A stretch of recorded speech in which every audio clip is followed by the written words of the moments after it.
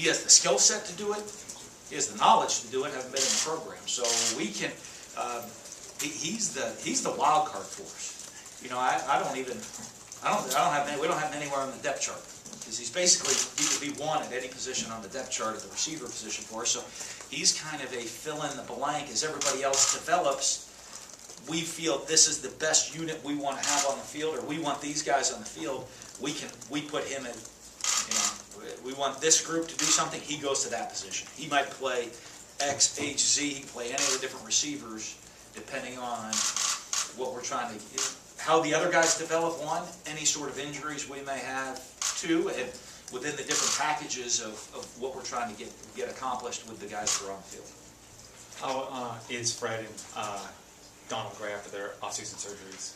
Donald's back 100%. Fred's still going to be on a very tight rep count during training camp. You know, I might have him on a tighter rep count than the athletic training staff. But, you know, I mean, our deal when it comes to Fred is making sure he's ready to play game one.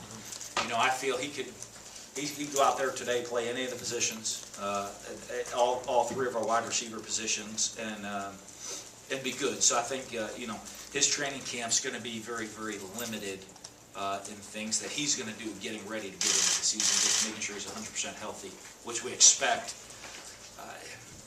Talking to trainers, we expect them at 100% go probably 2 weeks before kickoff. And then we'll continue to build them.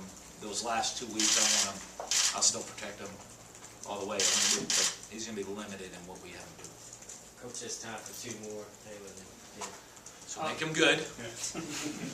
Kind of to piggyback off that, you look at having those receivers injured in spring. How big a deal is it for you, not your receivers, but your quarterbacks, to get some reps in with those starting receivers? Well, I think it's huge, but I think they get that. They're going to get that in. They got it in the summer, hopefully, a whole bunch. We'll find that out. But, you know, that's the things they're going to get those reps in running routes. Maybe not with Fred in live situations, but he's going to be able to do all our route periods and throwing periods with the quarterback. So I think there'll be a comfort level with him and where he's going to be. Your thoughts on what junior college transfers might make an immediate impact? Roll through some for me. Who was here? Trey Brown. Durr and Trey. They both, you know, if I look at them, Durr I think is going to have an opportunity. You know, just looking at the depth at the corner position. Trey, I think we have a little bit more depth on the defensive line, so I want to see how he takes those strides from spring coming into summer. Obviously, both those guys have a great opportunity to contribute because of going through spring practice. I'm going to make sure, though, that we put them in the best situation to succeed, because I think a lot of times you look, Martinez Rankin, who redshirted last year for us, I think by the end of the year would have played a good amount for us by the end of the season, but now has the opportunity, as he and I had met, to be a 2-year starter. Which is really what he wanted. You know, you're coming out of junior college, you want to be a 2-year starter. And I think that opportunity is potentially there for him. He's got to compete and win that job this spring, this camp. But he's headed in that direction. That's one of the things we look at with the junior college players. Jordan Thomas, you know, again, the opportunities there.